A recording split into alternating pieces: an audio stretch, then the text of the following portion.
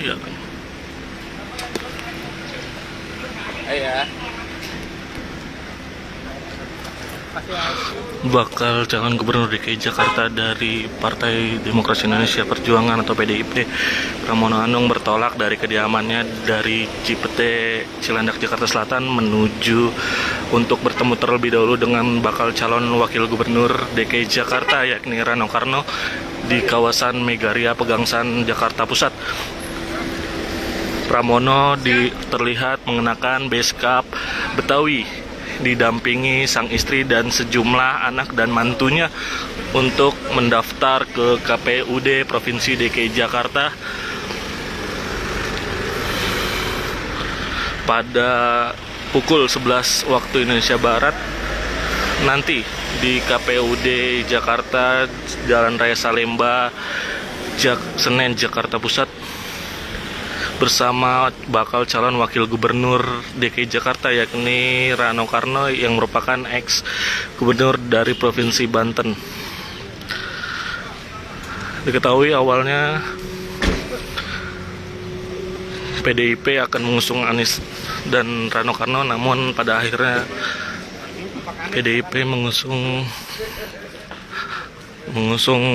duet Pramono dan juga Rano Karno untuk maju di Pilgub Jakarta 2024. Begini situasi dari rumah kediamannya di bilangan Cipete, Cilandak, Jakarta Selatan, di mana baru saja Pramono Anung didampingi istri dan anaknya bertolak menuju tempat titik kumpul untuk bertemu terlebih dahulu dengan bakal calon wakil gubernur DKI Jakarta yakni Rano Karno sebelum bertolak ke KPUD Provinsi DKI Jakarta. Sekian laporan dari saya, Muhammad Rifisani melaporkan dari Cipete, Cilandak, Jakarta Selatan.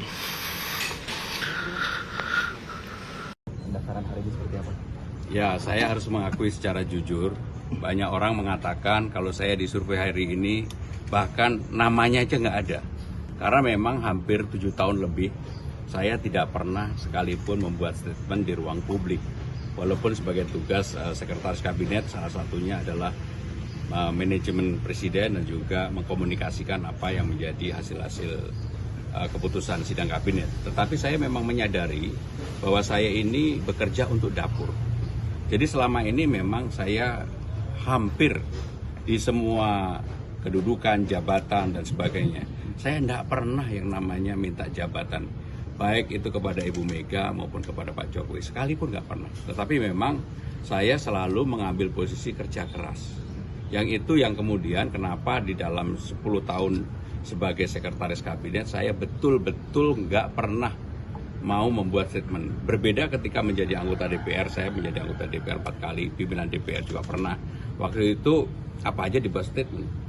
Bedanya ketika menjadi anggota DPR atau pimpinan DPR, biasanya kalau politisi itu taunya dikit, bicaranya banyak.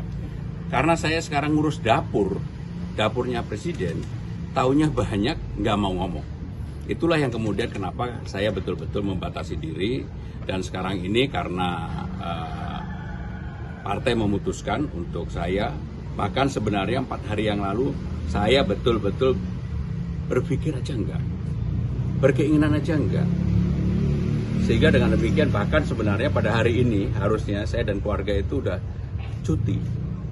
Udah minta izin kepada presiden, udah minta izin dan mendapatkan izin untuk. Tetapi karena ini kemudian saya mendapatkan amanah, ya saya pasti akan bekerja keras untuk itu. Saya bukan orang yang setengah-setengah, saya akan bekerja keras, dan untuk bekerja keras saya kemarin di-challenge sama Bapak Presiden, bisa nggak sehari 12 titik? Saya bilang, Pak, saya akan buktikan, mungkin lebih dari itu. Artinya sudah dikomunikasikan dengan Bapak Presiden ataupun dengan Presiden terpilih?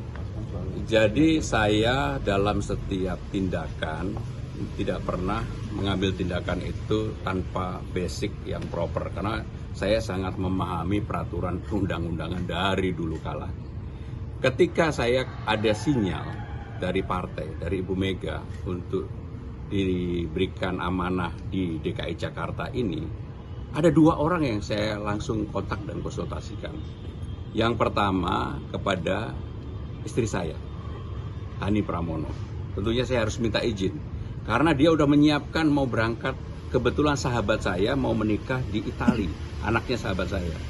Tiket udah dibeli, hotel udah dipesan, hari ini harus berangkat, harus dibatalkan. Itu kejadian 4 hari yang lalu. Saya minta izin istri saya. Awalnya istri saya ngapain? Itu yang mendasar. Tapi begitu akhirnya saya jelaskan bahwa saya memang kalau diamanahkan untuk bekerja, saya tidak pernah menolak. Yang kedua tentunya kepada Bapak Presiden. Saya berkonsultasi, saya datang langsung dan saya juga telepon langsung. Dan ketika saya berkomunikasi duduk berdua sama beliau setelah beliau pulang dari Lampung, beliau tertawa terbahak-bahak. Beliau bilang begini, Mas maju. Mas maju gitu. Karena kalau berdua memang kadang-kadang udah memanggil Mas. Mas maju. Ini tidak semua orang yang diberikan amanah seperti itu. Pak, saya minta izin, Bapak izinkan. Saya izinkan, Mas harus maju. Jadi inilah yang saya komunikasikan dan terus terang teman-teman media pasti tahu saya sama semua menteri juga berhubungan sangat baik.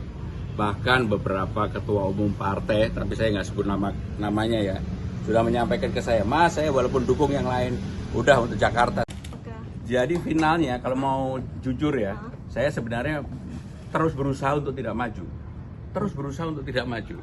Finalnya baru kemarin sore, saya bertemu Ibu Mega. Ibu Mega menyampaikan, Bram, final, karena saya sama Bu Mega udah 27 tahun. Jadi hubungan memang sudah sangat dekat sekali. Dan saya di partai pun sebenarnya sudah nggak mau cawe-cawe, nggak mau tampil. Tetapi karena amanah ini, saya bilang sama beliau, Mbak, baik, bismillah, saya maju sama Rano. Saya minta doa restunya. Udah, itu aja. Alasannya Jadi baru kemarin. disampaikan Berarti nggak? hari Senin pada saat pengumuman gelombang ketiga itu belum? Itu menolak. Bukan belum, menolak. Oh, jadi sudah Sudah ada disampaikan. komunikasi di situ untuk Ya, pokoknya intinya di awal saya tidak berkeinginan dan saya menolak. Tetapi sekali lagi, karena saya sudah menerima ini, saya akan bekerja keras bersungguh-sungguh untuk apa yang menjadi amanah ini terwujudkan. Dan saya senang sekali ketika semua orang, termasuk teman-teman saya, sahabat saya mengatakan, Mas, di survei aja Mas nggak ada. Memang nggak ada, gimana mau ada? 7 tahun aja saya nggak pernah. Teman-teman ini kan pasti banyak yang minta statement saya ketika di istana, nggak pernah mau.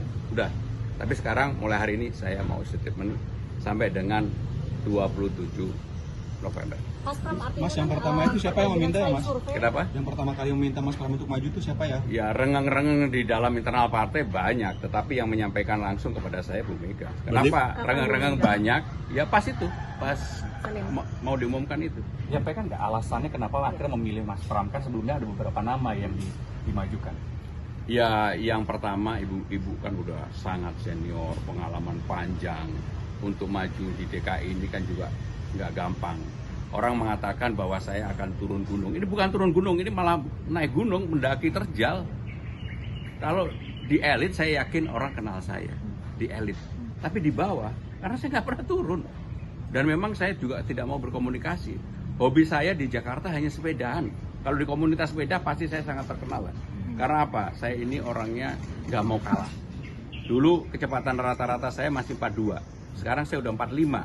Yang muda-muda seumur saya berani lomba di sini untuk naik sepeda di Dalkot, pasti saya nomor 1. Gaya kampanyenya akan di Dominannya adalah Betawi. Nanti juga saya pakai kopiah. Kenapa saya pakai pakaian ini? Karena ini Jakarta. Walaupun saya orang dilahirkan di Kediri, orang tua saya orang Jogja, saya besar di Kediri sampai SMA, kuliah di ITB dan seterusnya. Tetapi saya memberikan apresiasi penghargaan bahwa saya berpakaian seperti ini, ingin menunjukkan saya akan mengetuk pintu untuk semua hati yang ada di Jakarta, bahwa saya mudah-mudahan diberikan mandat restu untuk bisa berkontribusi di Jakarta ini. Oke. Ya, hari ini ke DPP dulu lalu habis itu ke KPUD. skenario nya ikut yang ngatur.